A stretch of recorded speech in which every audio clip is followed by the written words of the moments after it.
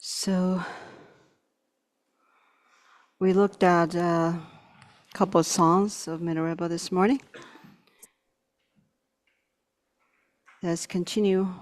Rather than going back to page 1, we're going to go on to the next chapter, page 15. Chapter 36, Milarepa.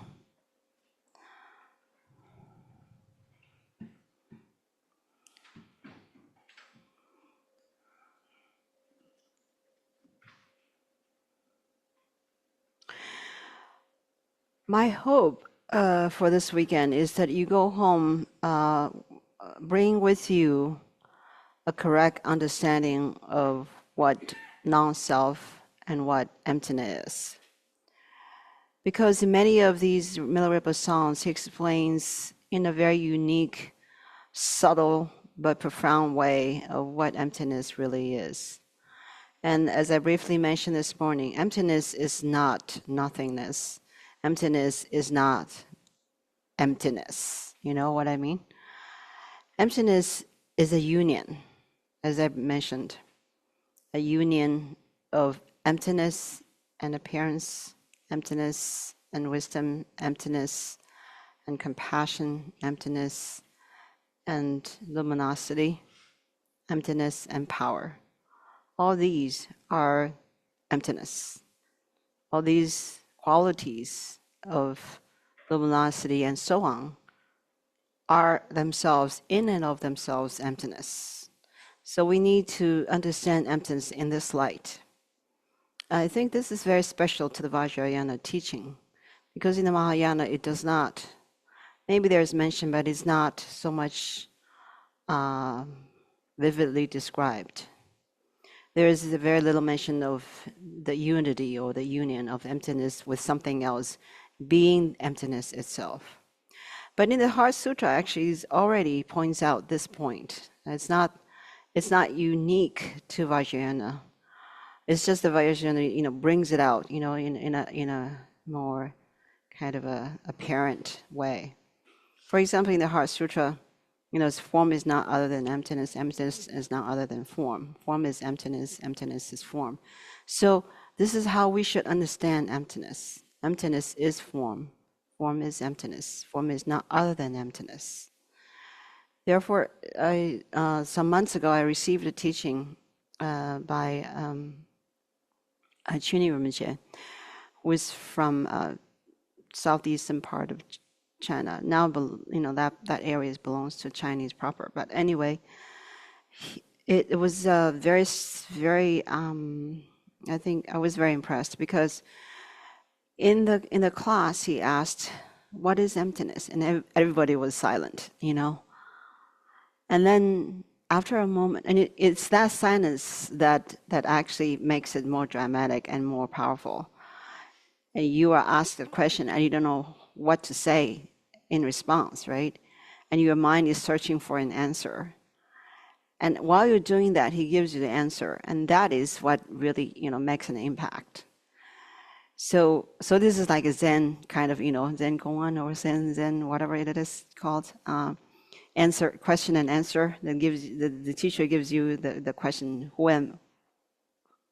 search for who am I, or who are you? What is your mind? And you're like, you don't know what to say, what to think. You're just kind of at a loss for a moment, and then he hits you with a with a bat or something, and then you all of a sudden you realize something. It's like that. So anyway, so this teacher, he asked, "What is emptiness?" And we were all like, nobody had an answer. I mean, maybe intellectually we had an answer, but we were afraid to say, because he would say, "That's intellectual." So there was like nobody dares say anything, and then he says, he says, "Form is emptiness," and it's like thunder in the air, You would think emptiness is emptiness, But no, the answer he gives you is form is emptiness. Form itself is already emptiness. We don't need to think that the nature or the essence of form is emptiness. No, it's not like that. Form is emptiness, just like it says in the Heart Sutra. That is very surprising, right? Isn't it? We think there's something else other than form that is emptiness, but it's not. Form itself is emptiness. That's how we should understand it.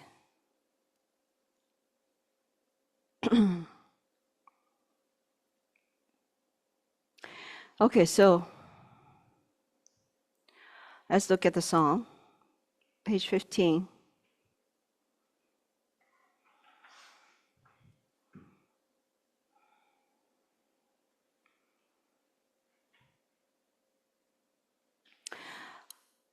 While the Jizun Milarepa was staying at the Nyanang Bailey Cave, a merchant of the Me clan came to meet the Jizun. The merchant developed unwavering faith toward him and offered all the material things he had to the father of Jizun and his sons. Then, being instructed in how to enter the gate of the Dharma, he meditated in outstanding experience and realization developed in his mind stream. The Jizun gave the pointing out of the view, meditation, and conduct in union. And immediately the merchant saw the natural state of his own face, which means his own mind, and attained immeasurable delight and joy.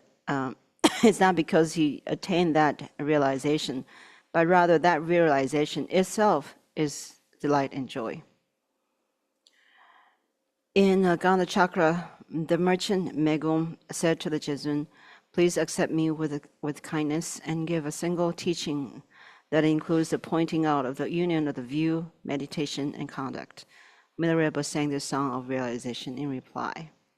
So this morning we talked about the views and the meditation and conduct of the three yanas.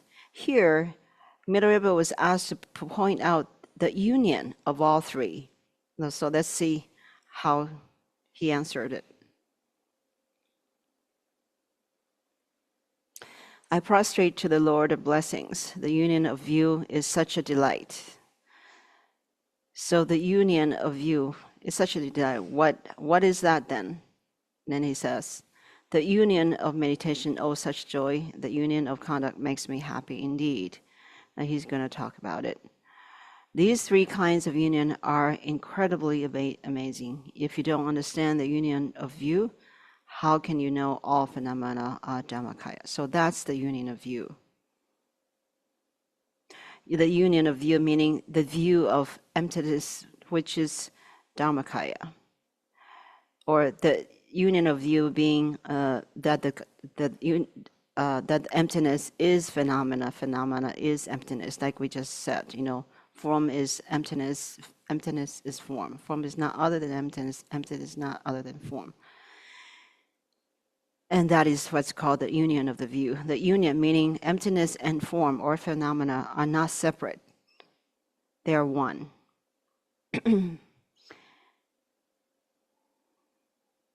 So knowing that, understanding that, realizing that is Dhammakaya. If you don't understand the union of meditation, how can suffering dawn as an ornament? The union of meditation is, again, the meditation on the union of emptiness and something else. We can say union of emptiness and luminosity and so on. So if your meditation is not a meditation of union, for example, your meditation is just on some sort of intellectual emptiness, right? Or your meditation is some sort of meditation on luminosity. You think you're supposed to imagine some sort of light. That is not union. So then your meditation will not be a meditation of union. So if that kind of meditation is what you do, then how can suffering dawn as an ornament? Then you cannot eliminate suffering by that kind of meditation. the meditation in Milarepa's terms has to be always an union that combines emptiness with the qualities that emptiness embodies. That is an union. So when you can do that, then suffering will no longer be an suffering. Suffering will become an ornament, which means suffering itself will only be an enhancement, something that enhances your meditation. You can take suffering onto the path, that will enhance and improve your meditation. Just like any kind of the discursive thought can be taken onto the path as something that will enhance your meditation. Then he sings, if you don't understand the union of conduct, then how can revulsion naturally arise? This is, I think, difficult to understand. His definition of revulsion or renunciation for samsara is not the way it's usually explained or is meditated on by the Hinayana, where you recognize samsara as something that you want to get away from, right? You see samsara as real, and you see that there is something to be abandoned, and that is samsara. You see that as real, and you see the need to get away from that, to gain freedom and freedom from suffering in samsara. But here, it's different. His view is, again, the union, the view of unions, the union of conduct. So your conduct needs to be in union with emptiness. In that way, that is the ultimate revulsion or the ultimate renunciation for samsara.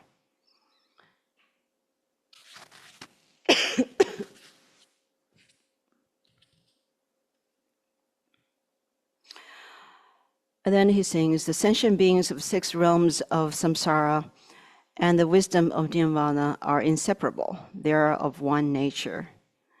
And this is so because whether it's samsara or whether it's nirvana, the nature or the essence of both of them is the same thing. It's just one thing, which is the emptiness of union, right? I think that's how he wants to call it. It's not just emptiness, the emptiness of union.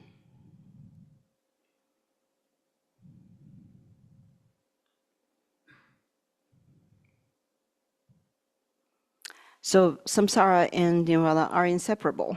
They cannot be called two different things or two opposite things because they are in essence the same thing,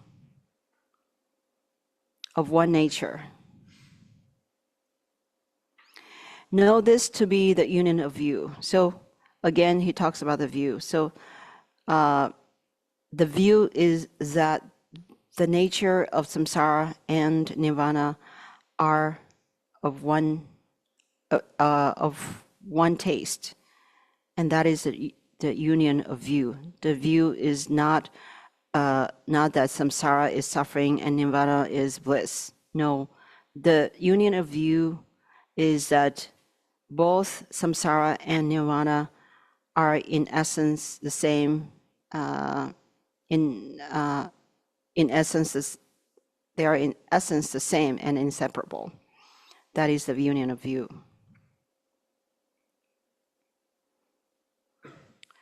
The mirror appearances of red and white and the wisdom of Dhammata are inseparable, one essence in the Dhammakaya. Know this to be the union of meditation. So how do you meditate? Once you have that view, the union of view, how do you meditate? Well, then he says here, you meditate on the fact that the wisdom of Dhammata is the essence of all things. So the wisdom of Dhammata and the mirrored appearances, these two, the appearances and the essence of appearances, which is the wisdom of Dhammata, these two are inseparable. of one essence. They are of they are in the Dhammakaya. And this is how you meditate. You meditate in this.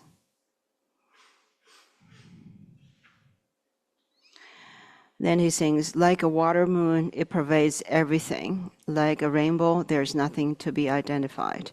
Like the light of a candle, there is radiant clarity. So in this meditation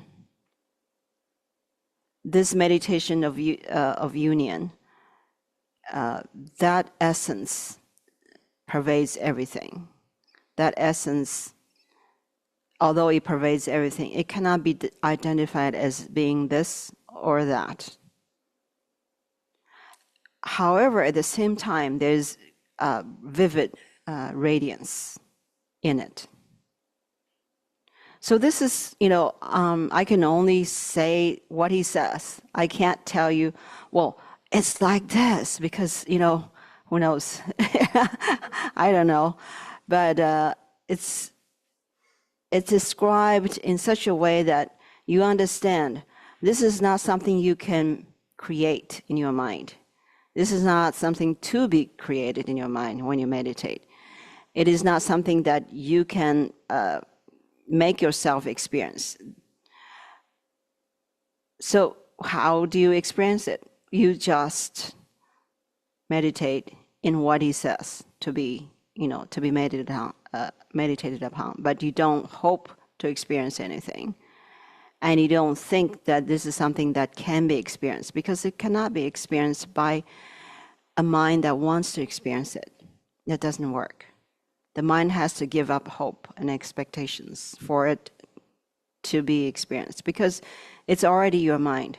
This thing that you want to experience is already there. It's just your mind. And if you're using your mind to create some sort of hope and expectation for that experience to be experienced, then you are creating an obstacle to your own mind, which is already that which you wanted to experience. You know what I mean? So don't create obstacle for yourself.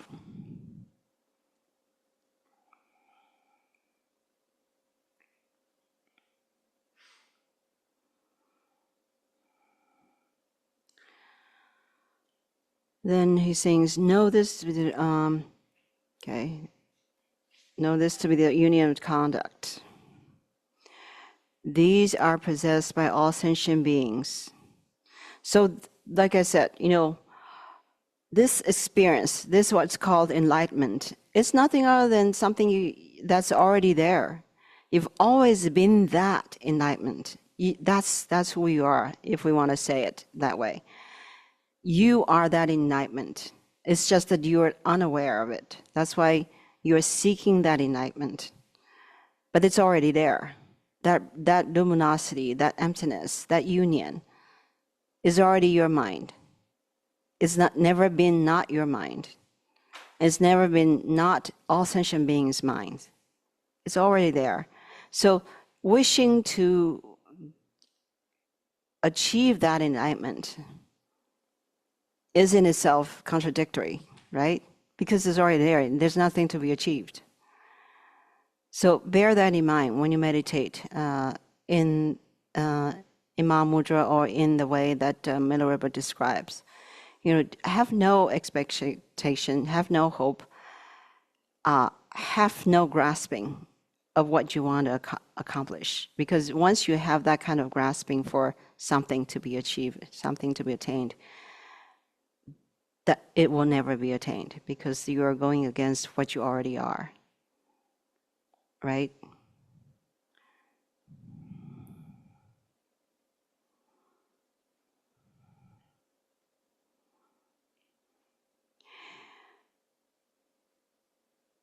So he says, so because these are possessed by all sentient beings, you already have it. It's already there.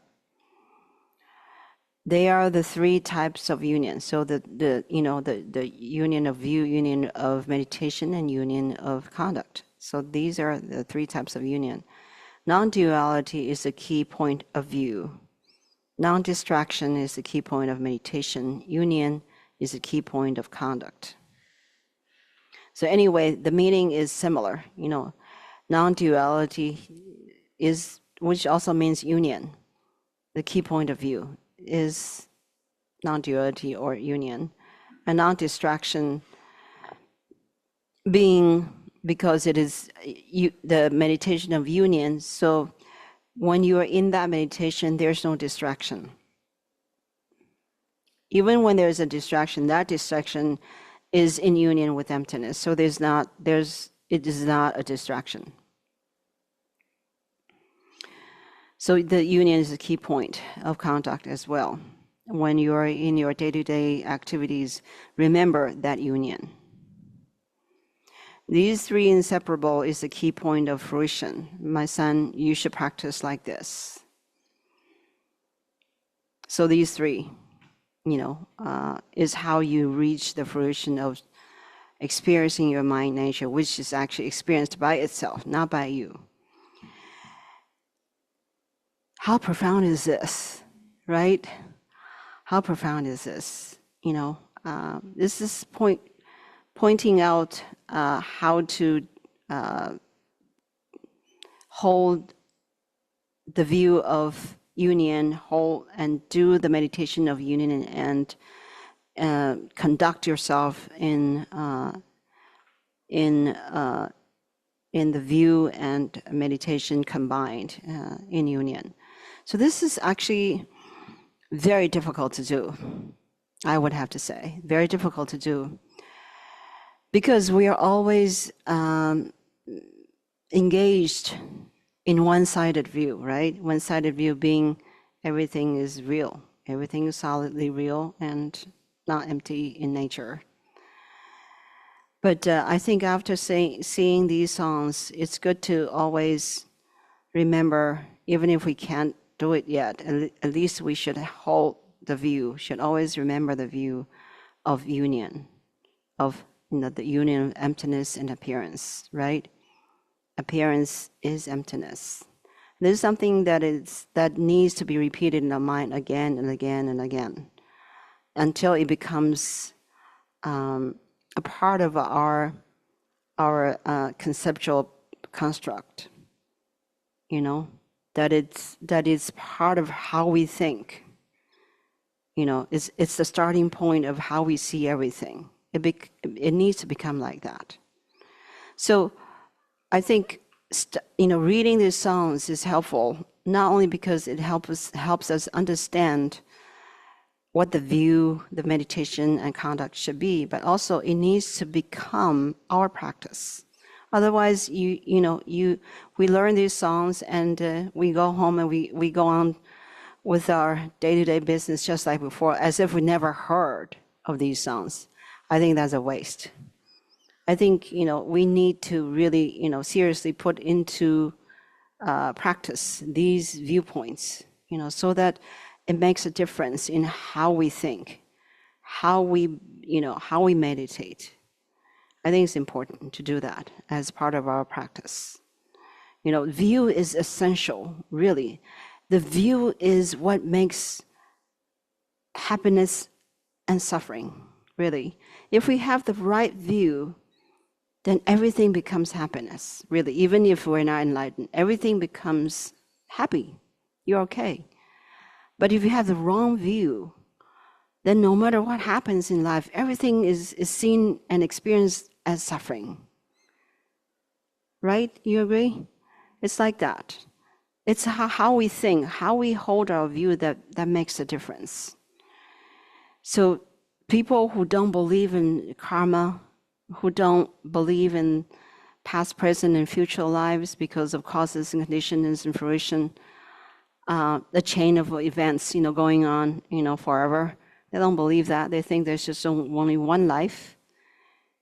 And so it doesn't matter. Just, get the best out of this life and do everything to make oneself happy and the hell with others. I have only one life to live, so I do everything for myself. That kind of view is very dangerous. The view alone can make the difference of heaven and hell, right? That kind of view is what leads one to hell, because you would do anything to harm others for your own sake, because you don't believe in causes and results. But as practitioners, if we hold the basic understanding of karma and results, but at the same time hold the view of union, that yes, of course, in appearance, there is cause and condition and result in appearance. But in reality, or in essence, these chain of events, these causes and conditions, in their nature is emptiness. And that emptiness is in union with karma, cause and result. So in that way, you are not stuck with the view of, oh, only karma matters and nothing else matters. It's not like that either. But you won't be stuck in the view of only emptiness matters, karma and result doesn't matter. I can do anything because it's emptiness.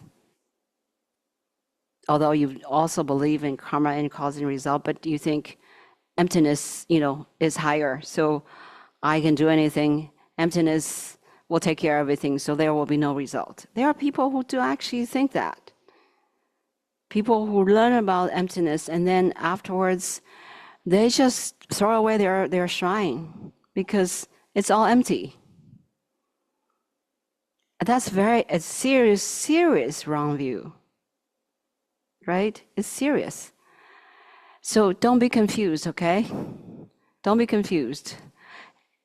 Remember, union. Emptiness is not just nothing. Emptiness is also form. Emptiness is also karma, cause, and result. They are all in union. Okay, everybody, don't make a mistake, okay? Go home and think, emptiness, okay. I'm free, and I can do anything. You're not there yet.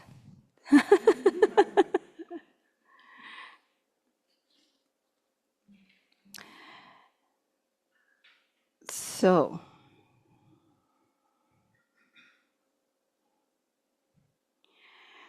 okay.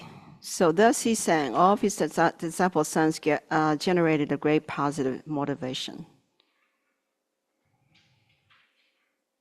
Okay, let's sing this song. It's relatively short. Let's see, where is it?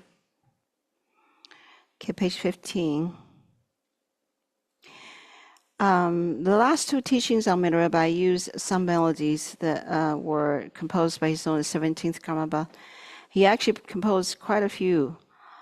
And this time I'm going to use another melody that was composed for the song, also a Milarepa song, that talks about the middle way, the view of the middle way. But since that is not part of our topic, I didn't include it. However, I'm going to still use that melody for the middle way, for these songs, I think. Because, middle way and the topic we're dealing with, the union, I think is similar.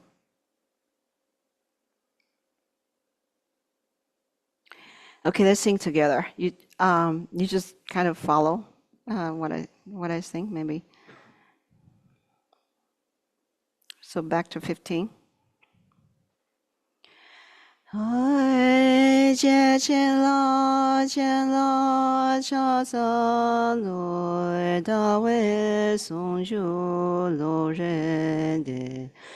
Gombe songju nyam re ga jebe songju dang re ro songju songbo ngo sai che da we songju ma she na Nang se che gu ka la she gong be song ju ma she na du nga gen du je la cha che be song ju ma she na 显巴让罗卡拉文卓诸国为僧见当。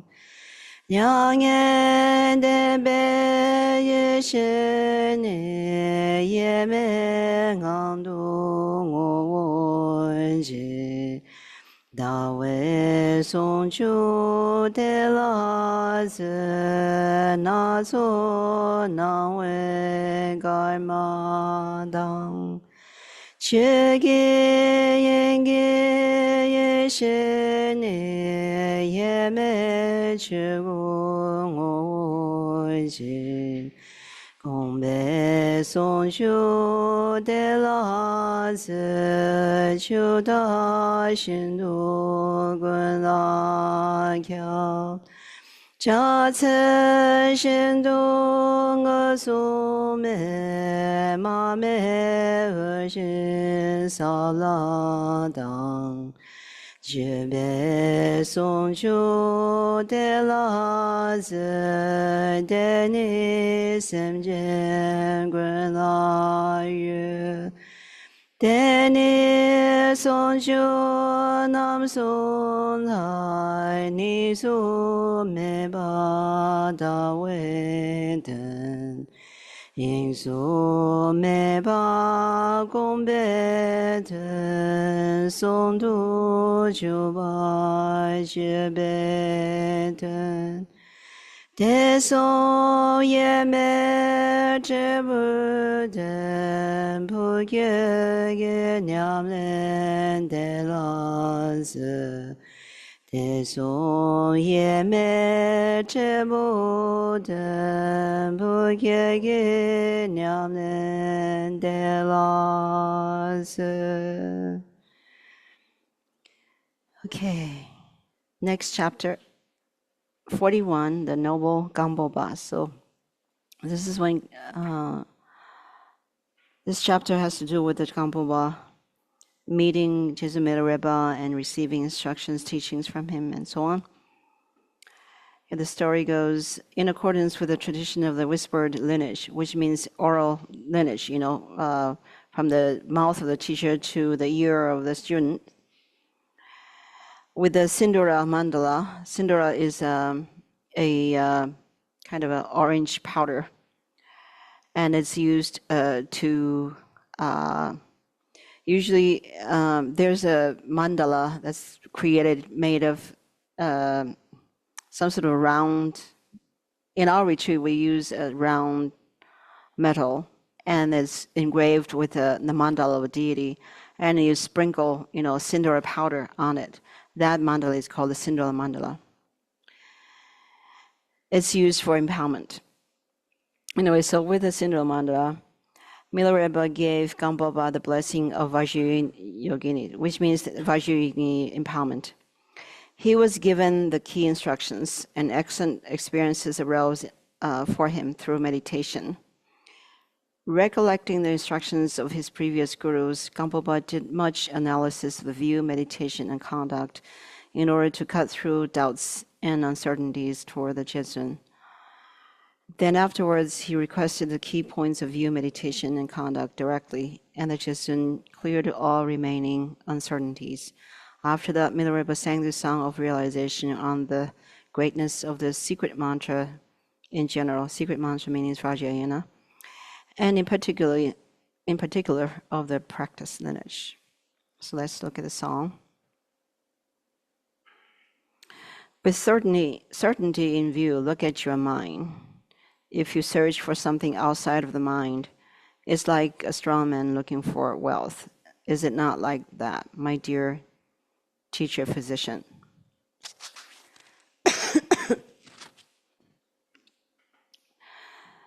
So for each point that Milarepa points out, he always asks at the end a rhetorical question. Is it not like that, my dear teacher physician? So he's saying here, look at your mind with certainty in the view. Now, of course, there can be many different kinds of views. Here, certainty in the view, I think, probably is the view that he already presented previously that we have already looked at. The view of union, I think it would be probably appropriate here. So with that, look at your mind. Your mind is the union of emptiness and luminosity. If you search for something outside of the mind, then it's like a strongman looking for wealth. The strongman is already very powerful and he doesn't need anything, but he's still looking for something. So if you're looking for something outside your mind, you're like that man, You don't need anything. You have everything. Everything comes from your mind. Everything, all the goodness comes from your mind. It's already there. But you're still looking for something else, outside your mind. Then if you do that, isn't that silly?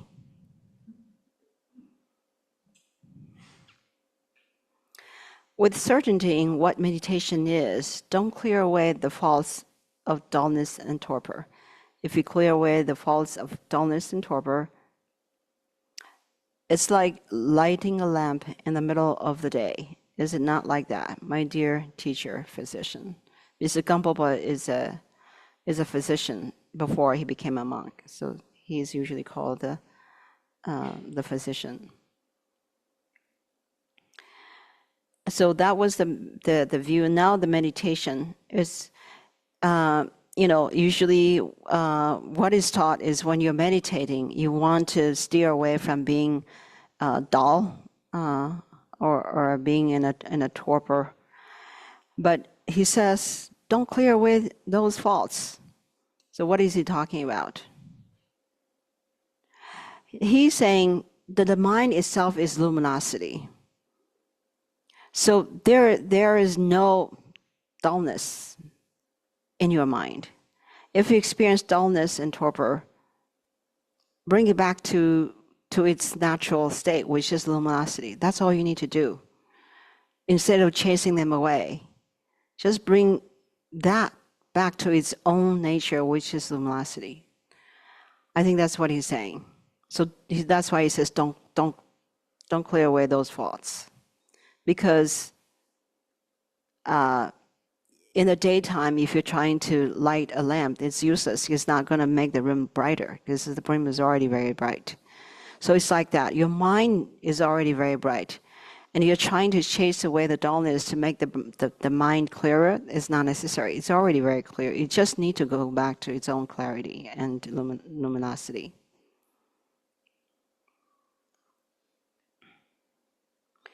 With certainty in what conduct is, don't sort out what to adopt or reject.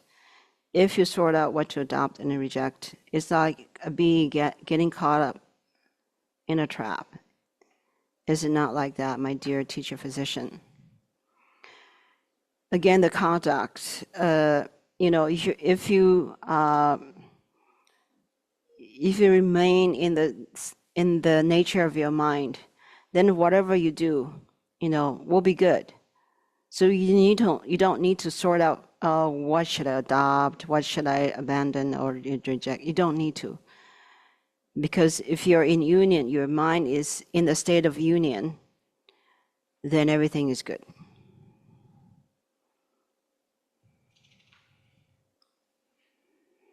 With certainty in what samaya is, rest in confidence of the view. If you don't keep it this way and look for some other samaya, it's like a river flowing back upstream. Is it not like that, my dear teacher physician? When we talk about samaya means commitment. There's many kinds of samayas. There's samaya with your teacher, your guru. There's samaya with your fellow practitioners. There's samaya with the Dharma. There's samaya with the deity that you practice. There's many. But the ultimate samaya is a samaya with your own mind, that you always, remain in your mind's own nature, which is in union. I don't need to explain what union is, right? You already understand. So if you can remain in that union of the mind, then that is the ultimate samadhi. So you don't need any other. And you can just rest in that confidence, because that is the ultimate view, the view of what the mind really is. It's just rest in that confidence. And that, if you can do that, then you're always in keeping your samaya. So you don't need to look for some other samaya, because you're already keeping the sacred, the most ultimate samaya. That is what he's saying. With certainty in what fruition is, rouse certainty in mind. If you search for some other unobtainable fruition, it's like a frog leaping into the sky. Is it not like that, my dear teacher physician? Again, so he talked about view and meditation and contact. Now the fruition is the same. The fruition is nothing other than certainty in the mind, certainty about what the mind really is. If you can maintain that, and then with that certainty, you go about your daily business, then that's fine. You don't need to look for some other kind of fruition. That itself is the fruition.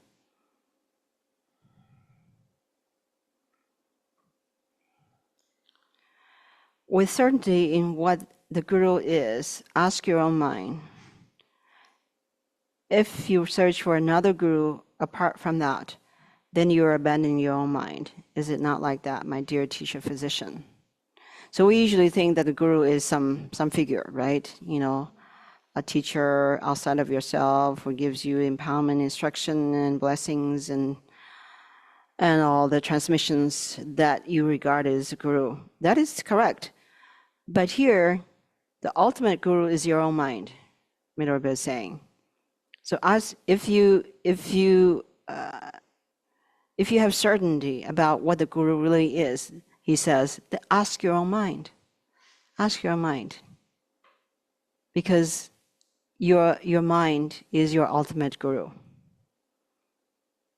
If you search for another Guru apart from your mind, he says, you're abandoning your own mind. It's like, you already have a Guru. That's your mind. And you're searching for another Guru. So you're kind of abandoning your own mind. The poor mind is unwanted. So, this is ultimate view. Don't make a mistake thinking, okay, then I don't need a Guru. I won't search for a Guru. I'll just ask my own mind. We're not there yet. Unfortunately.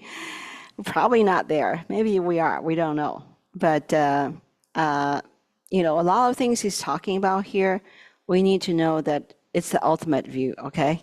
It's not something that we've achieved, but it's achievable, definitely. Okay, so this is good for our information. This is something that we need to keep in mind and try our best to always apply in our meditation, in our practice, in our daily activities. Keep the view.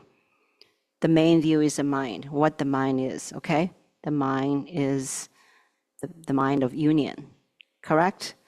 So keep that view and keep the mind in your thoughts and use that as an anchor for everything you do and everything you think about, everything you talk about. Always focus on the mind and what the mind is with that correct understanding of the mind or the view of the mind, which is the view of union, right? So use that all the time. And then, you don't stray away from it in everything you think. For example, you all of a sudden develop a craving for, ice cream or whatever, and then usually we just go for the craving. We just go out and buy the ice cream or something like that. But this is the opportunity when we can look at the mind and see the mind according to the view of union, right? The mind is craving and it wants something. outside of itself, and you look at it, look at that craving mind, right? It's nothing other than just your mind. It's not some sort of fabricated emotion or fabricated something in your mind. No, it's just the mind. There's nothing that's being fabricated. So you just look at that mind itself. That mind is making that wish, creating that craving. But rather than looking at the craving and saying, that craving is unreal, that doesn't work. Don't judge the craving. That's not how you practice. Don't suppress the craving and don't judge the craving. Don't blame yourself for the craving. Just go back to the mind that is creating that craving. And you look at the mind and you understand the mind is the mind of union, the union of emptiness and luminosity, the union of emptiness and wisdom and all that, as we have talked about. So just look at that and you realize there is no craving to be found. There's just the mind. And that mind is the mind of a union. And you rest in that and there's great peace and bliss. There's nothing else to be found. That's how you practice. So leave out the judgment, leave out the suppression, leave out all these, self denigration. There's nothing that, none of those need to be done. You just need to look at the mind. And the mind is great bliss, the union of bliss and emptiness. And just be there. And that's okay. So anything that arises in mind can be looked at in this light, in this way. And then you will find yourself, always in a state of peace and bliss because you're always doing this kind of practice. You don't need to be sitting down. You don't need to take a long break from your work or something to do this. It only takes a second. Just go back. Always go back to the mind. That's all you need to do. It takes only 1 second to do that. It's so easy. It's almost too easy. But it takes mindfulness to always remember to do it. Right? Because of force of habit, we always fall victim of our extraneous and external wants and needs and desires and this and that. And we follow them. And so we become the victim of these things. But we don't have to. It's so easy to just take a moment, 1 second, to just look at the source of all these, which is the mind.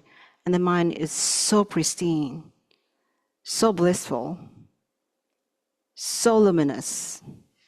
You can't believe it. Just believe that, and you'll be fine.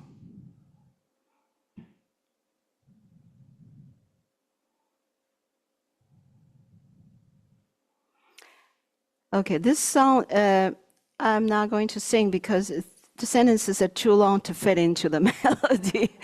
It's very difficult. I tried it, it didn't work too well. So I think it's enough. But maybe it's worthwhile to read it in English once together because it's very profound teaching. So back to 17.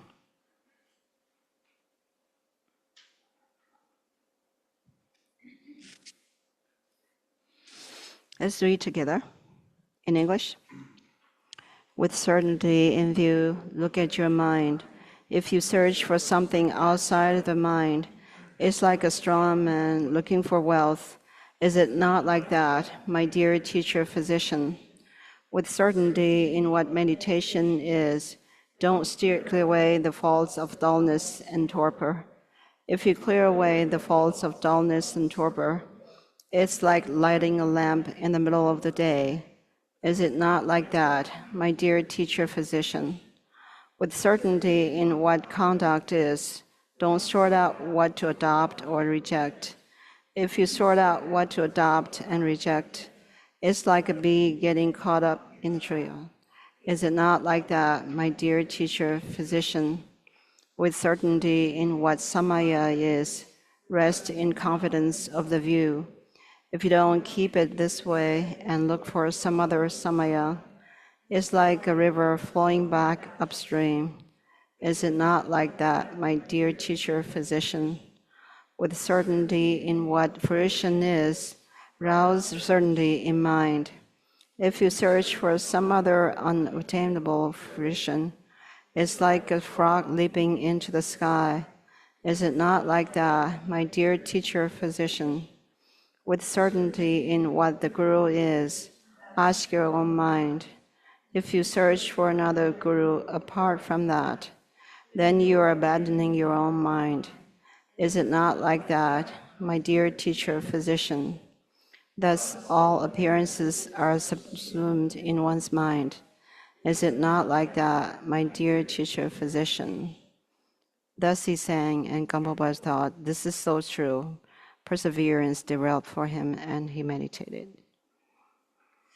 Okay, the next chapter, 43, Jeden Reba. So Reba means, Re means cotton, and Ba is a person, cotton-clad person, which means yogi, just like Milarepa. So Jeden is his name. So Jeden came to meet the Jesuit. He said to him, please give a teaching that is easy to understand and keep in mind on cutting through the deviations of the practice of view, meditation, conduct, and fruition. You should practice like this. Then Milarepa sang this song of realization. I prostrate to the Father Gurus. If you are gaining certainty in the view, study will not become a deviation for your mind stream. But as long as you've not realized awareness, the abiding nature, don't speak of the view of emptiness with mere words.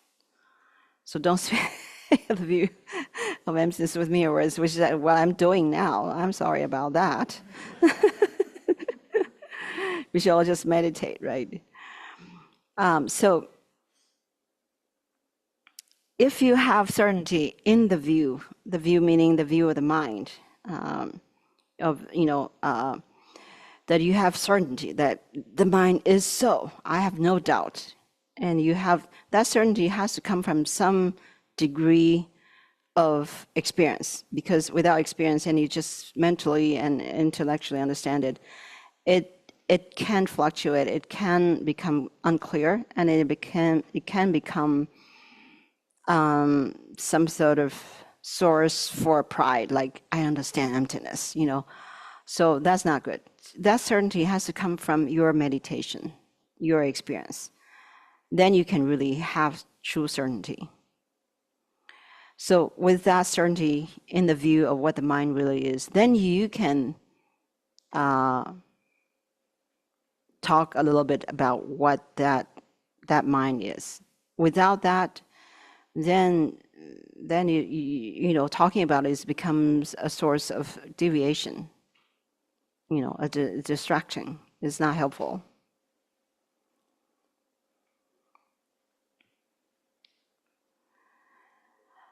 Whatever it is that appears or resounds shows the result of the harm or benefit you've done.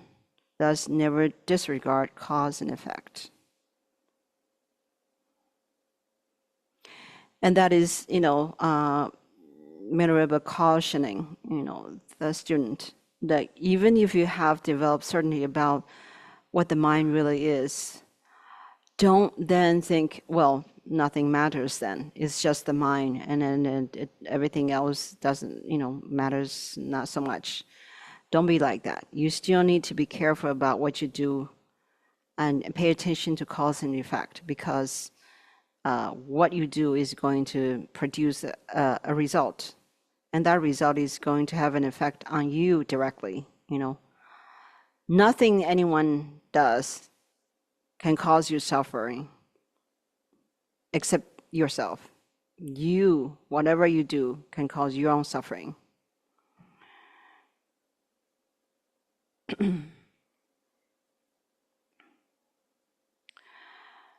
Without knowing the distinction of the different jhanas, you will cling to names for the very nature of mind. Such a view will just be another way of clinging to an I, so you shouldn't designate others' names for it. In other words,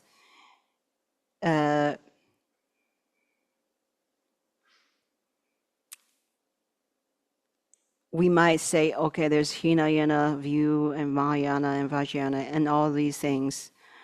But still, even if we know very well all the differences between all the different yanas, we might then say, oh, this is this, and that is that, and cling to all those definitions, thinking that those definitions are what you need to abide by or need to study and understand. And all the while, there is no improvement in your fixation on a self.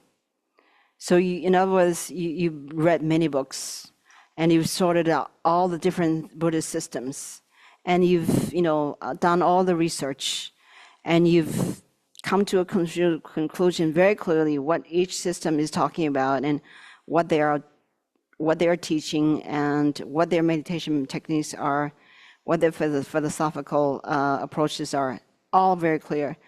All the while, you're still you. You have not made any progress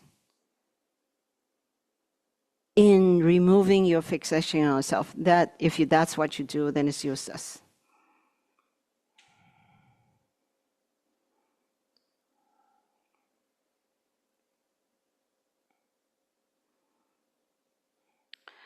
So that's about the view. Now the meditation. If you're practicing meditation, but the true nature has not become manifest for you, then you have not cut through imputations from within, and the experience of luminosity has not dawned in your mind. So I guess to a certain degree, we all, do the kind of meditation and practice that does not directly lead to seeing the nature of our mind. It seems that way. But actually, many practices are doing their own work, such as, the work of accumulating merit and wisdom, the work of purifying your karma. All those count, actually. They may not directly be the meditation of the mind, but you really need these accumulations and purifications for you to experience your own mind's nature. So these are necessary. So some people say, then, it's the mind. If the mind is at the core of our practice, I just want to meditate all day. That's all I'll do. I don't need anything else. But that is a little bit one-sided. Because in order for the mind's nature to naturally manifest itself, a huge amount of accumulations and a huge amount of purification are necessary. These two, purification and accumulation, are necessary. They will help tremendously in you being able to see or experience or realize your own mind. This is the Vajrayana technique and approach. That is why there are so many, elaborate rituals, pujas, and the ngunjo, the foundation practices, the mantras you accumulate, and prostrations, and mandalas, and all these things. You think, why are we doing this? If Milarepa says the mind is the only thing that matters, then we just meditate. Why are we doing these things? You need them, because without these accumulations and purifications, even if you sit for a million years, you won't see your mind's nature. You really do need accumulation and purification. So don't disregard these other practices. They serve as a very helpful aid to your mind's your meditation of the mind. In fact, when you have sufficient purification and accumulation, even without meditation, the mind will reveal itself to you. That is how it works. That is the Vajrayana approach. Okay?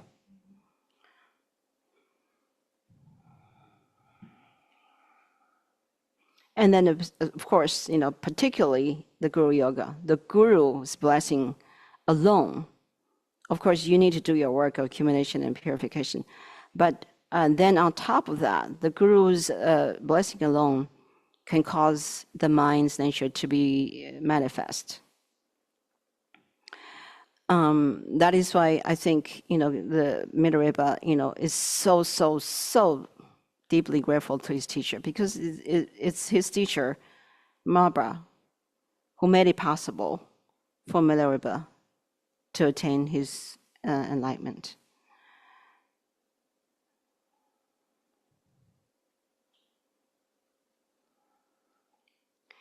Okay, where are we? Yes, the last line of page 19. If this elixir of experience has not embraced you, don't cling to the fortress of emptiness.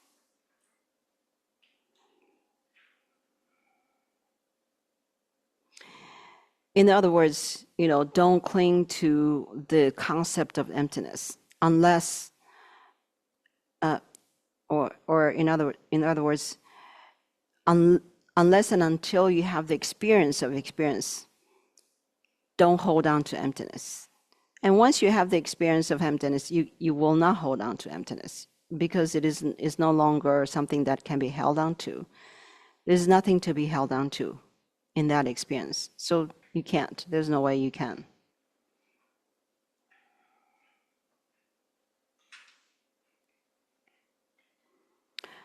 Knowable objects are the union of appearance and emptiness, but don't let yourself be swayed into ordinary desires.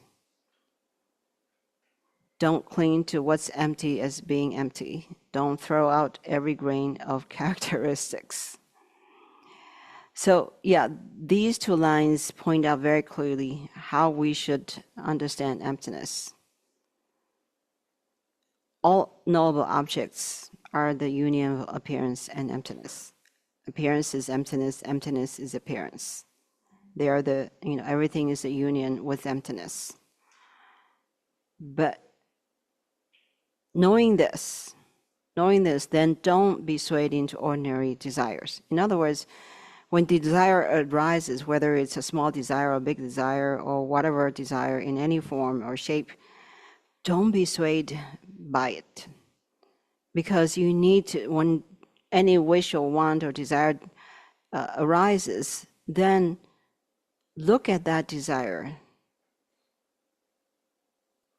Don't be swayed by it. Don't be pulled into it.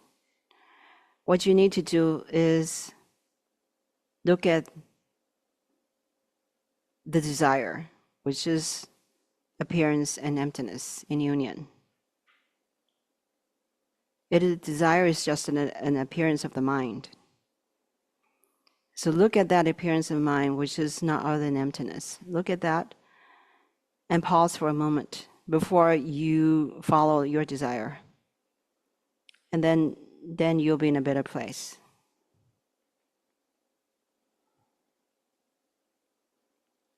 But then again, he says in the next line, don't cling to what's empty as being empty. But when you look at that desire, don't think what is empty.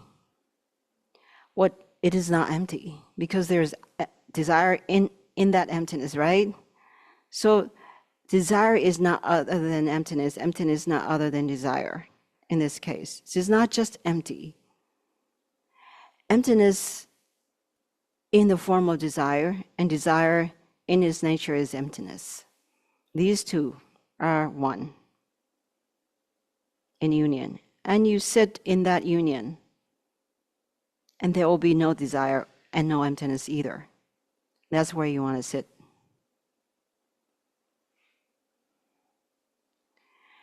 Don't throw out every grain of characteristics. So, emptiness has characteristics. It has the characteristic of luminosity, bliss, compassion, power, wisdom, all these. So don't think that emptiness is just emptiness.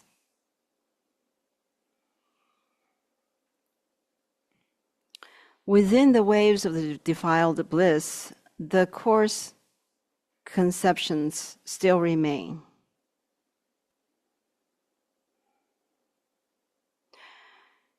The taste of true bliss will never be relished.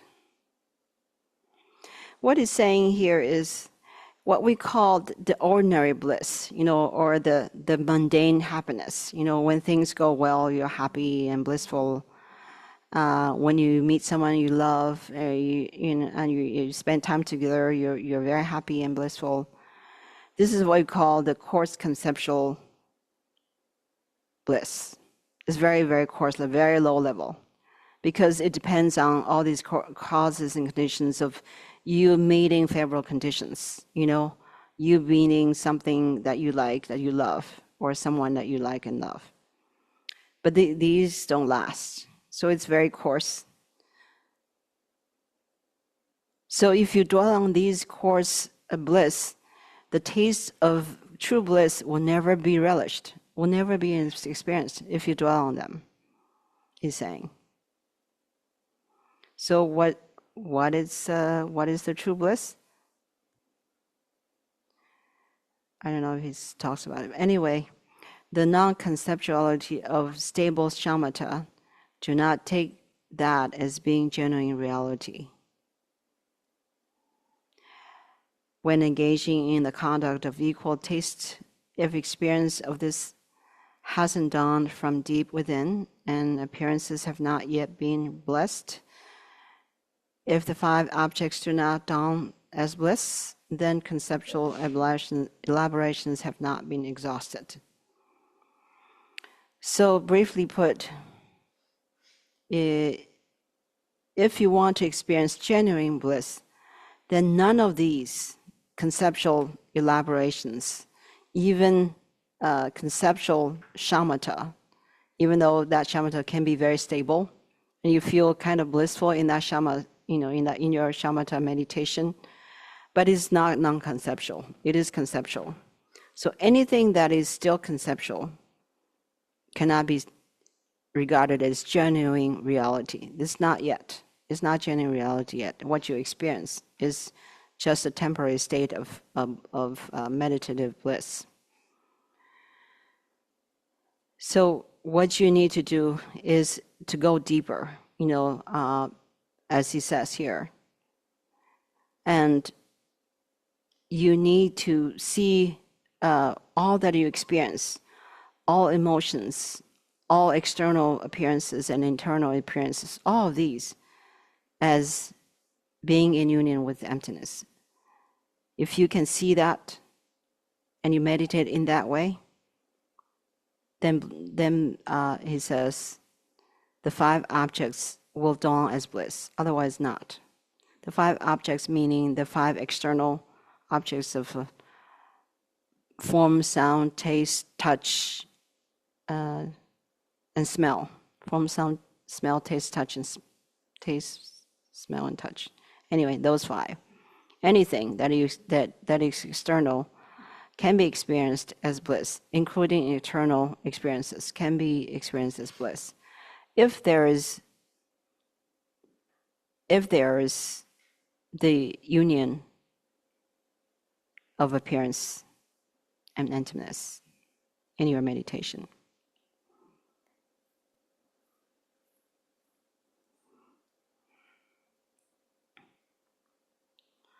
So for that to happen, then you have to have exhaustion of conceptual elaborations. In other words, you cannot manufacture that kind of experience with your mind.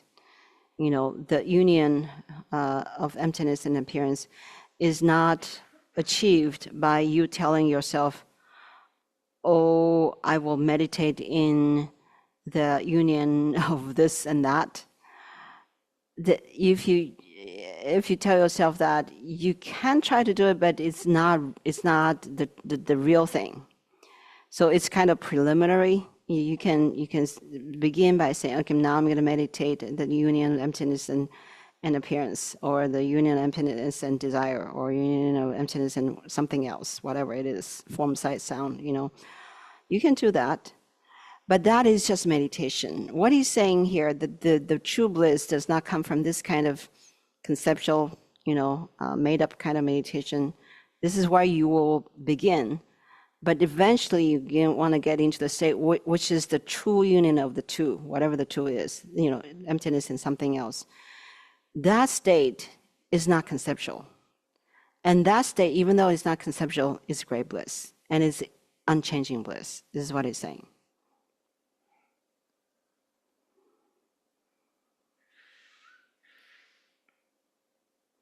So last line of page 20 says, the form kaya that appears for those to be tamed, you will not be attached to as being the true essence of the Buddha. Let's see, the form kaya that appears for those to be.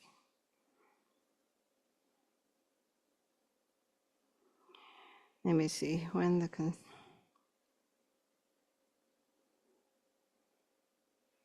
I'm not too sure what this means, to be honest.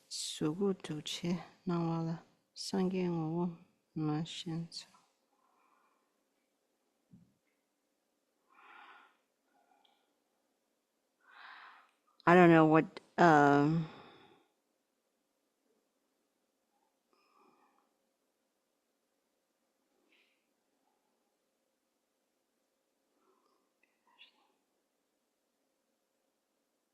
I guess what it's saying is, the Buddhas can produce emanations to help and benefit and tame beings.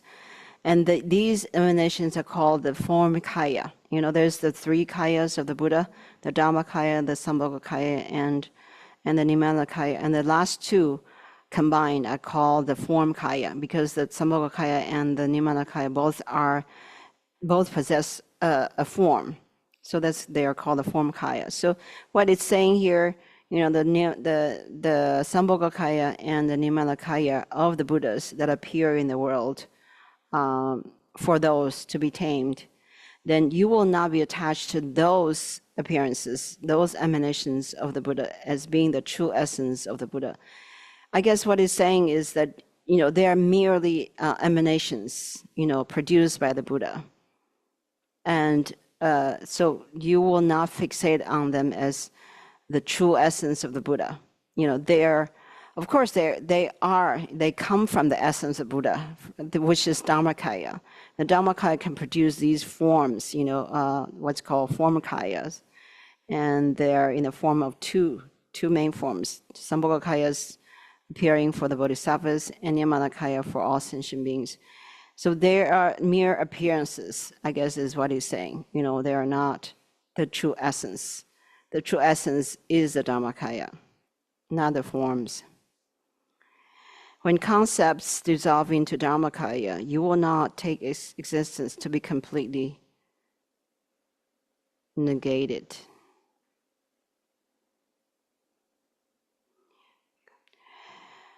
Also, again, this is very difficult to understand. I think in your experience, in your meditation, all the thoughts, all the conceptual thoughts, when they cease to exist, when they dissolve into emptiness, which is Dhammakaya, when that happens, then you will not think existence is to be abandoned. Samsara is to be abandoned. The existence is no good. Only emptiness is good. You will not think that. Okay? Good qualities, enlightened activity, and the pure realms, these are the self-display of wisdom. Do not take these to be solid things outside. So again, and he's talking a lot about this, from the point of view of an enlightened person, and how an enlightened person experiences the world. So we can only kind of imagine it, and what I'm saying is also imagining how he feels and where he's coming from. Okay, don't take my words too seriously. I may be wrong. Okay, so he says, all these good qualities, enlightened activity, all these things, the pure realms, all these things are the self-display, meaning automatic, spontaneous display of wisdom that has been realized. That wisdom is none other than just the mind. Okay, so don't think wisdom is some magical place or some sort of magical state. That wisdom is just the mind itself. That wisdom is the mind, which is emptiness, which is inseparable or in union with emptiness. And when there is realization of that wisdom emptiness, there is a automatic or spontaneous display of all the enlightened activities and all the Buddha's pure realms and all the good qualities. Spontaneous. They don't need to cultivate them or think, I'm going to do this, I'm going to produce that. You don't need to. They just appear automatically, is what it's saying. And so do not take these to be solid things outside. They're not. They're just displays of the enlightened ones.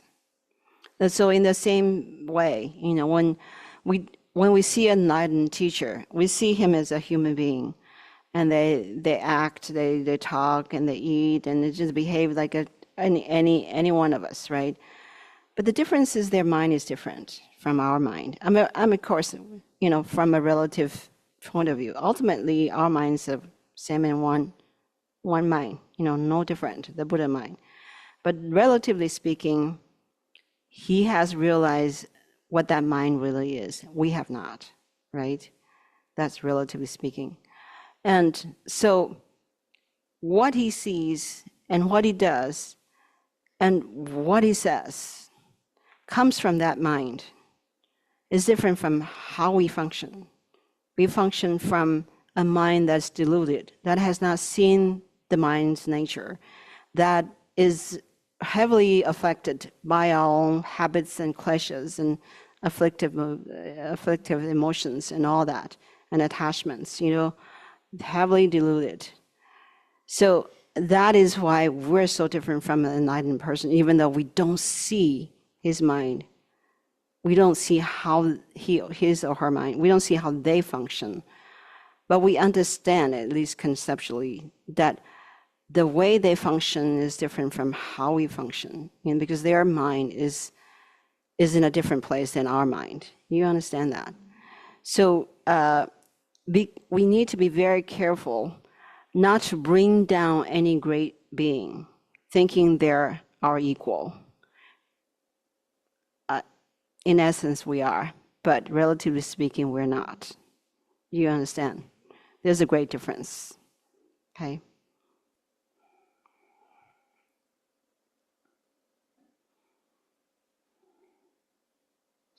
Thus he sang, Dreden developed stable certainty, and meditating for a long time in mountain retreats, developed the experience of special qualities of the signs of experience in his mind. He came to be known as Dreden Jashibar, one of Milarepa's close sons who were teachers of meditation. Okay, so it's a little bit long, but let's sing it. Back to page 19.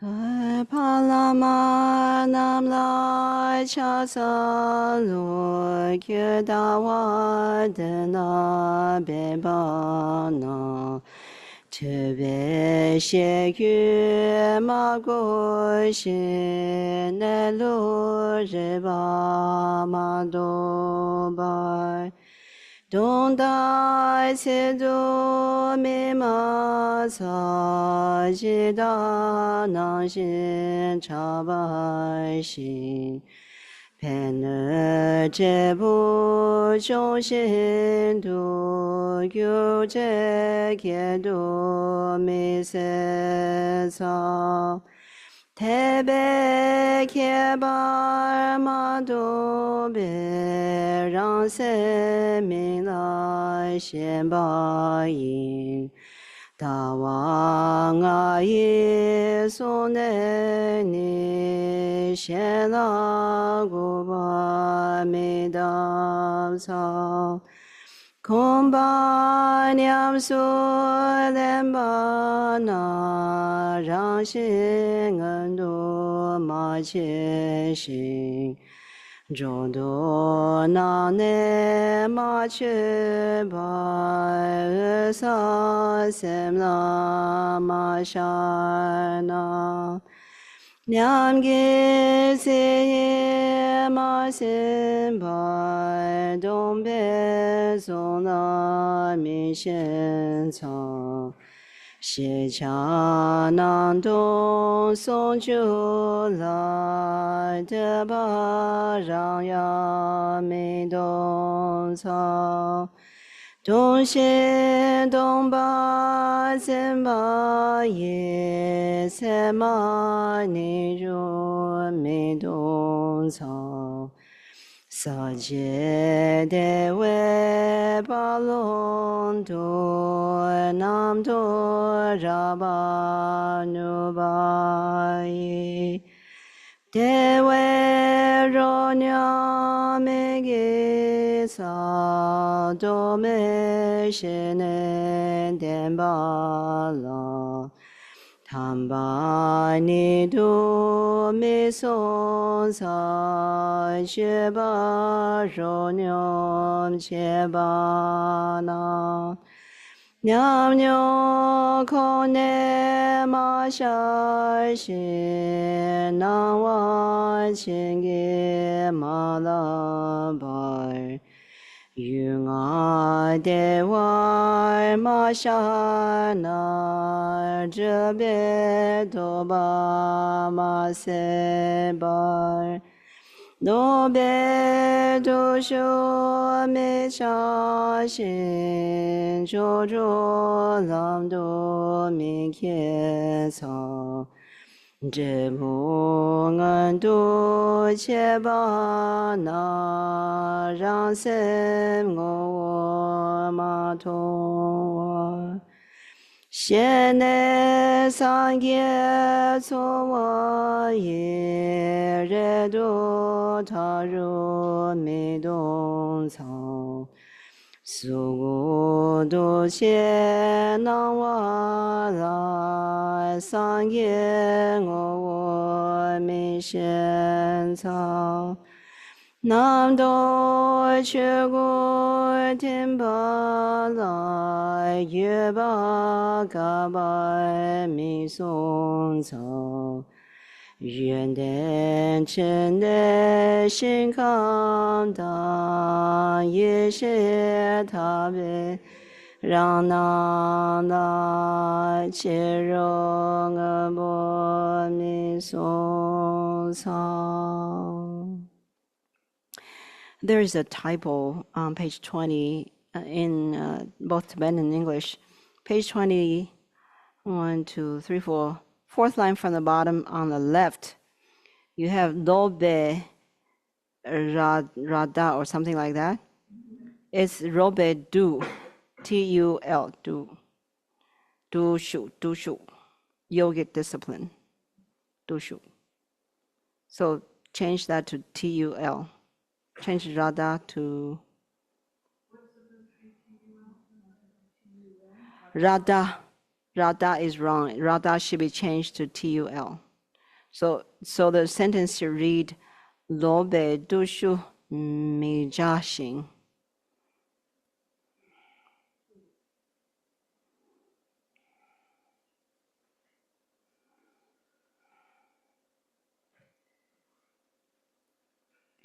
Any questions? Questions? Yes. I always wanted to hear you song the song. So this is the first time. I'm very happy. And I want to ask, do the melodies themselves carry a blessing? Yes, the melody themselves carry a blessing because they were composed by the 17th Karmapa. And the reason we chant in Tibetan is because these were the very words of the Chizun Milarepa. You know, if we chant it in English, those will be the words of the translator, rather than the Milarepa. So yeah, there's blessing in chanting in Tibetan.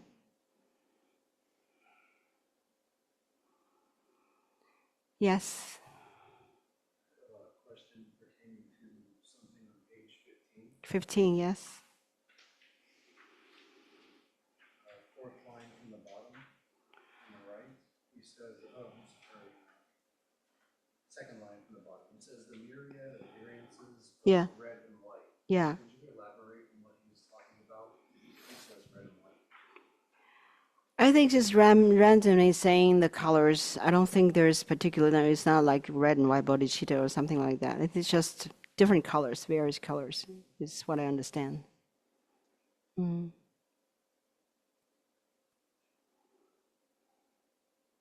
Yes. I really appreciated the instruction about not jumping ahead of ourselves and to just understand that we're getting used to a very strong view, but direct experience might be hard in coming at this point. But would you say that just having a strong conceptual view could, what I find happening is that I'm strongly in the view, but it also increases my sense of agenda and ambition and wanting to make something happen. Yes. Then it occurs to me that this striving and ambition is a union of emptiness and ambition. And just to know that helps a little bit. Would you say that kind of, even though that's conceptual, that could break through some kind of non-conceptuality?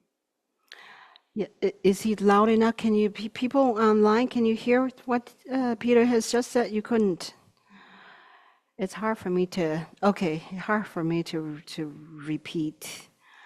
So just having a very strong view of the union of emptiness and, for example, ambition, Ambition, striving, agenda, yeah, like right. Just having that view will help. What will help?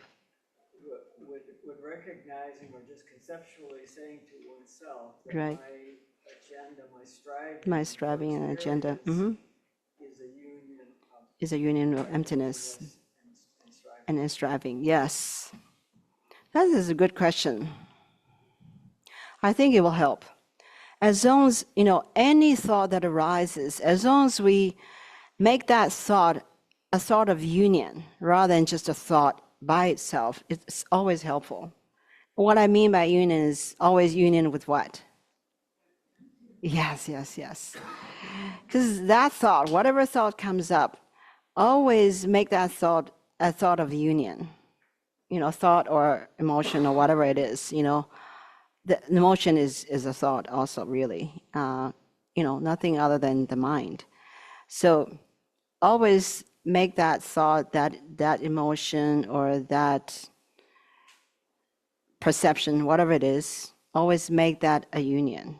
That whatever that thought or perception or conception, whatever it is in union with emptiness. That it has no essence by itself. It has no true validity by itself. If you think that all the time, with all thoughts, whether it's positive or non-positive thought, negative thought, I think it's always very helpful, because then it decreases our fixation on our own thoughts and emotions and conceptualizations. It makes it lighter and makes it less solid. And that is a good way of leading toward true union. Thank you. You're welcome. Yes. Just to pick up on that briefly.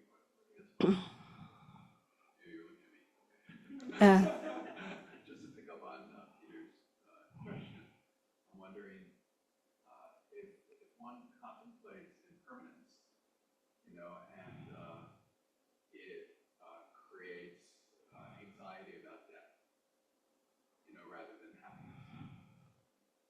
Maybe it creates urgency about practice in this life. Is that a wrong view? If it's creating kind of a negative mind state, is there like not enough emptiness in that view? Yeah, if contemplating on impermanence creates anxiety about death and urgency, I think that's good. It's not wrong. It's not a wrong view, of course, it's not.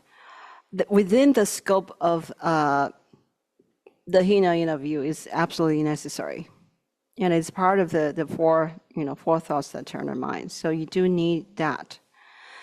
What we are talking about here in these classes, these are songs of realization by Milarepa.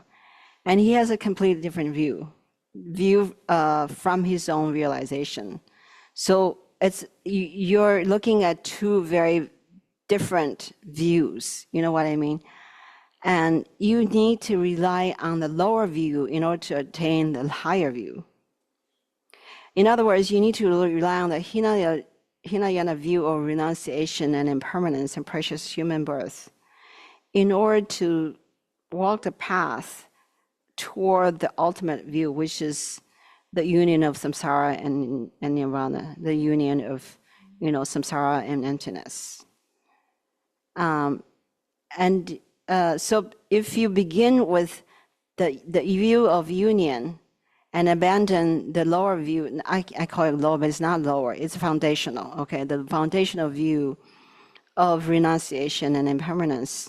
If you abandon that, you cannot really have a solid practice of the ultimate view, because you are lacking in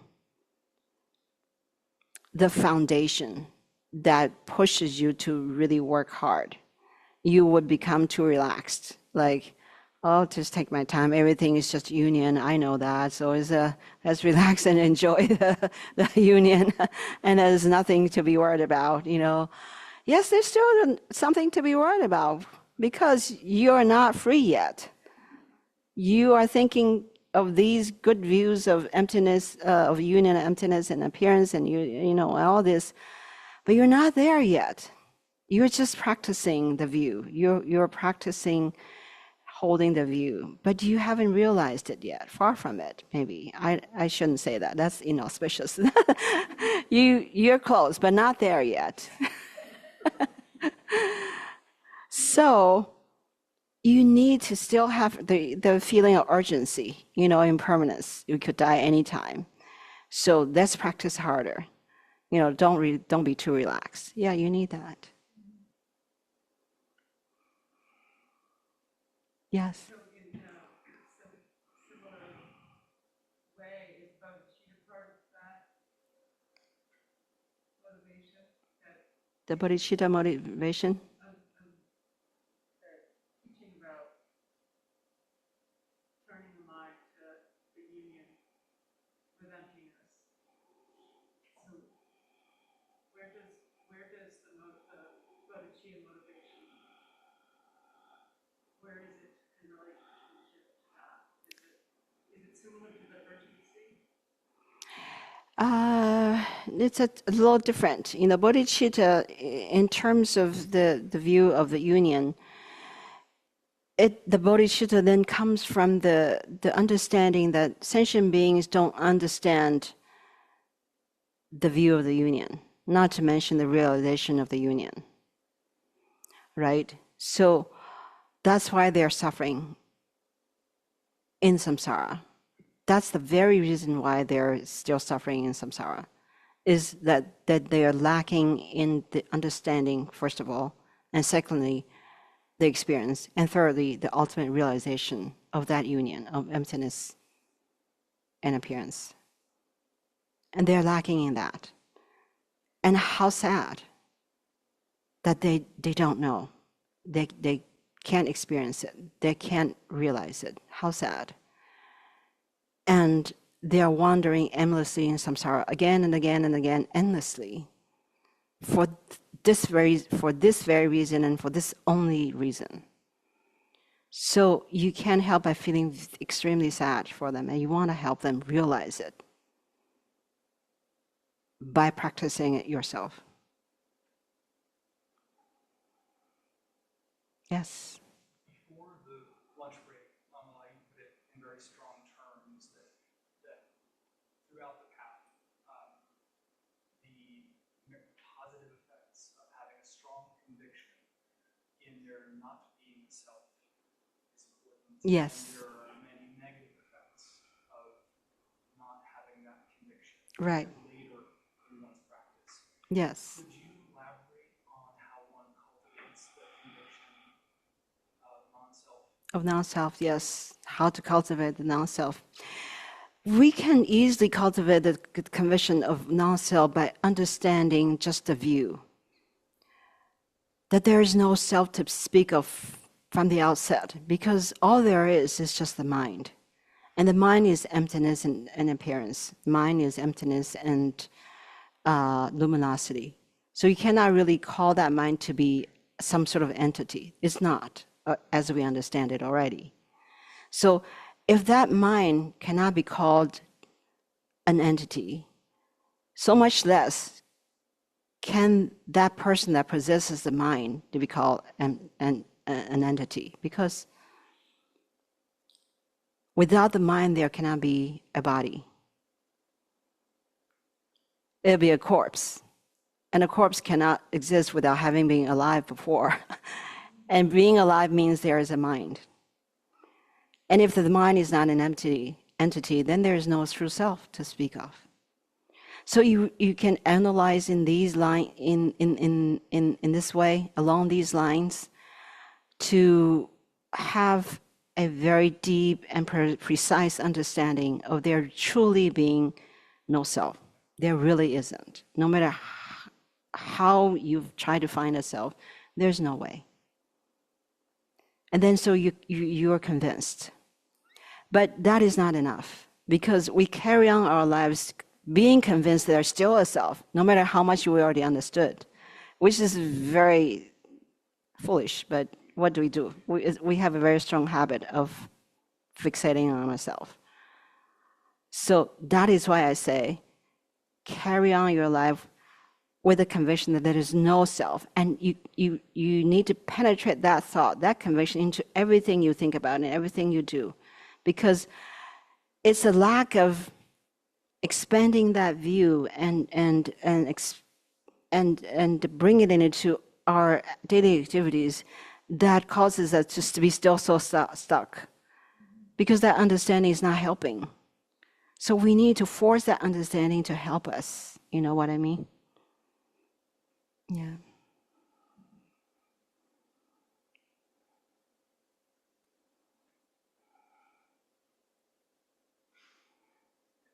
Yes. So to sort of further elaborate, so that now we start to have an understanding of that, but we also, it seems to have an understanding that to get the understanding of that takes accumulation of merit. Yes. So given that we would need to have what would seem to be the proper conduct to enhance the Yes. merit. Yes. And I'm wondering, in here it says in chapter 41, with certainty in what conduct is, don't sort out what to adopt or reject.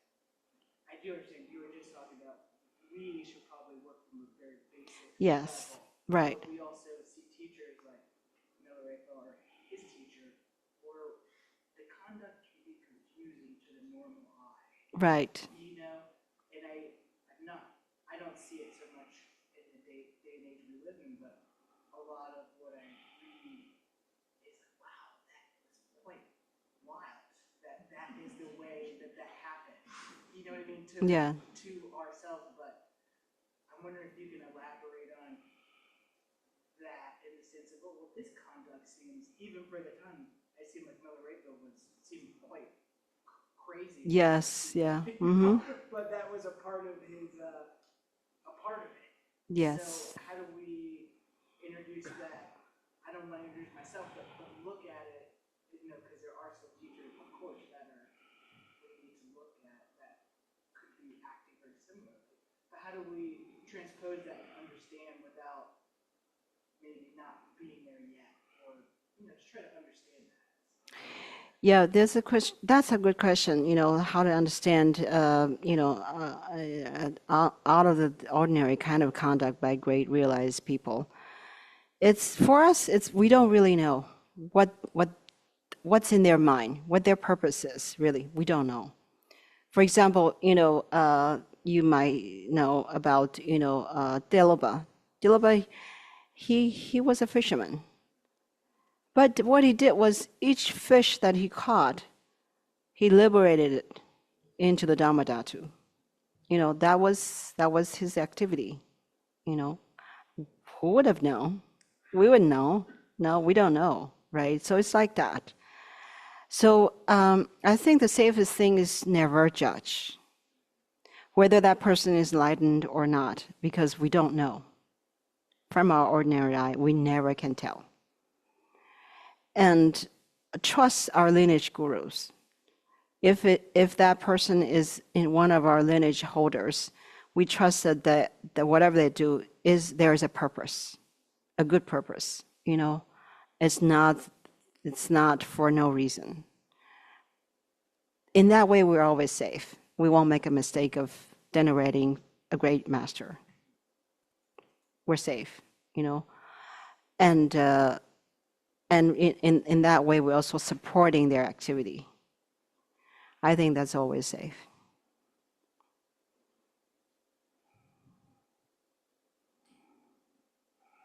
Yeah. I have a lot of trouble with some of the modern gurus and masters.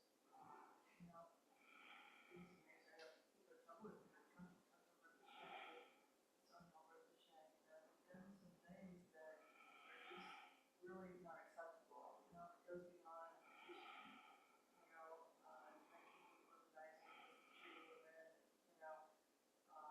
Sexually, this sort of thing. And I mean, to me, it goes beyond like an enlightened master who's acting the way that I don't really understand. To me, that the guru doesn't do these types of things. And so I really have trouble.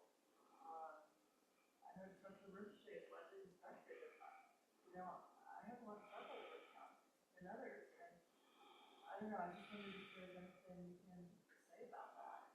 To me, that sort of behavior, honestly, is not the behavior of an enlightened master. We don't really know if it is the behavior of enlightened master or not. I'm sure in Dilba's time, people thought Dilba was very cruel, maybe. You never know, that he would kill beings and things like that.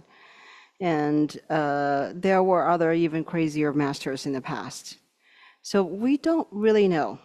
Like I was just saying, we don't really know what's on their agenda. We don't know. From our ordinary eye, their behavior may not be morally correct. But who are we to judge? We don't know. So I really think that we should not look at these lineage holders. They are not just, self-proclaimed some sort of cult leader, right? They're really lineage holders.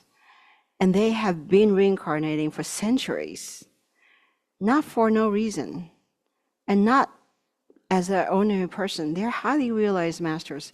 Whatever they do is whatever they do. I don't think we need to be upset with them. I don't think we need to judge them. And I don't think we're in a position to evaluate them. I don't think so. Let them be. And I really don't think we should say anything, or think lowly of them or badly of them. I think that, there are, of course, masters who have done things that we really disagree with. But sometimes it's a reflection of sentient beings' karma on them. Not their own doing, but sentient beings doing reflected on them. Sometimes it's like that, I've heard. So we don't know. It's just kind of a mystery, and we don't need to know. Just keep our respect and have, no doubt about the Dharma. I think that's the best. I think that, I think it's a dangerous thing.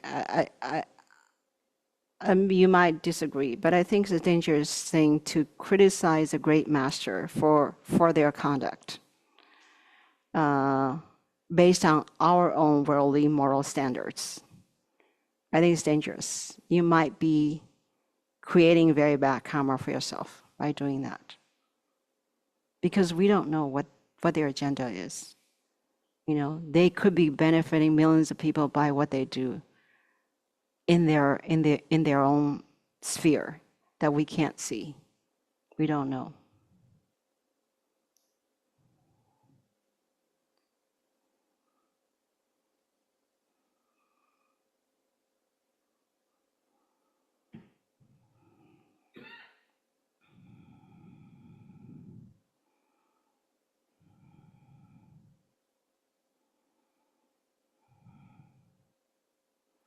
Okay. Time's up, so actually time's past time. Do we have dedications to chant? Yes, we can do. So we're going to do the Swift Retreat for Teaching Trump Rinpoche and all night prayers and dedication of merit. And I just want to mention that Lama Lodro is going to be meeting with a couple of people immediately after in this space. So unfortunately, everybody has to go right away. I know there were a couple of people who are interested in Bodhisattva about tomorrow who hadn't already spoken to me. We can meet right outside this door. The other people on chat just sort of are in the hall. That's fine. Tomorrow we're starting at 8 a.m. The talk is until 10, and the vow is at 9. We're going to have tea after tomorrow. So if you'd like to bring anything for tea, please do. You don't need to. And if you'd like to bring flower offering, please feel free.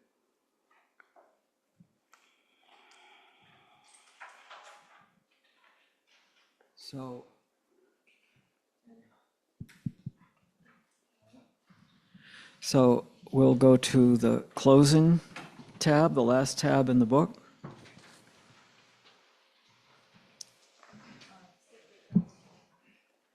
And turn one page to a prayer for the swift return of Khenchen Trungpa Rinpoche. We'll read this in English.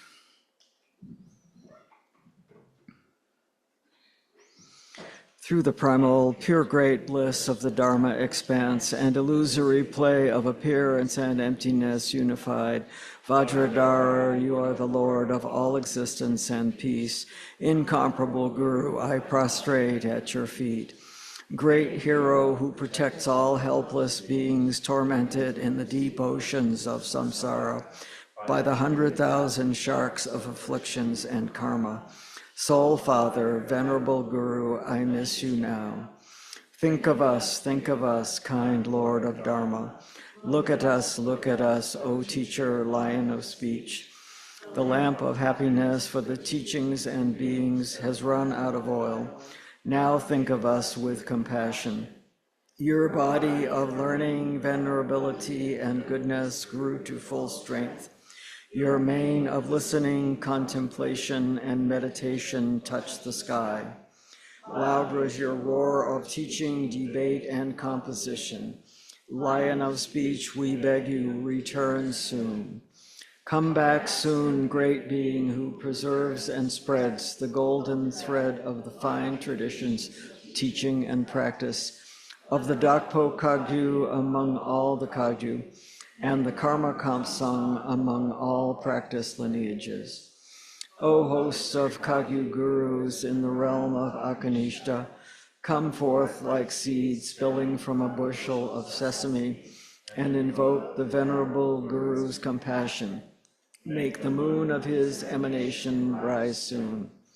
Great glorious Mahakala and Mahakali, 72 haughty spirits and your messengers, be the protectors who bring the young son of the supreme Nirmanakaya back to this realm.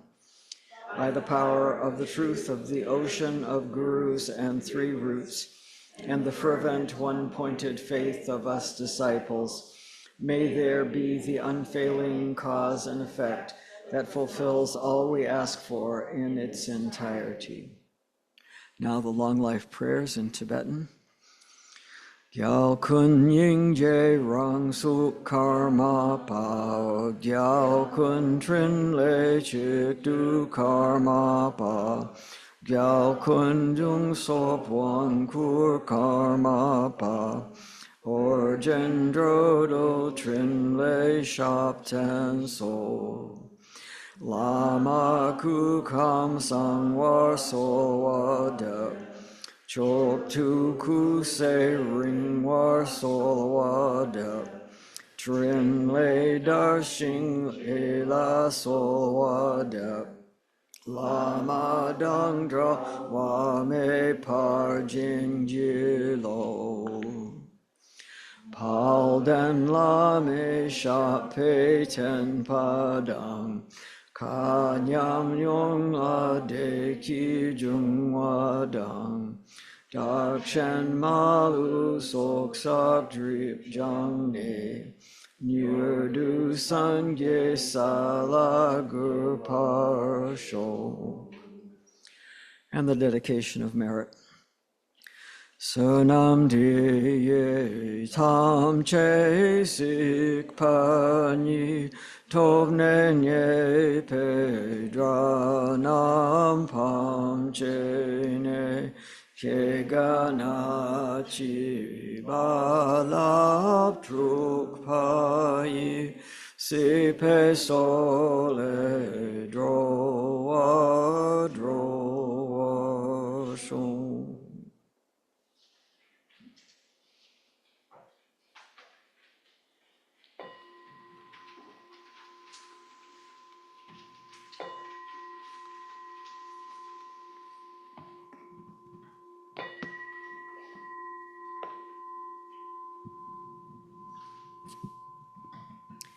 Thank you. See you tomorrow.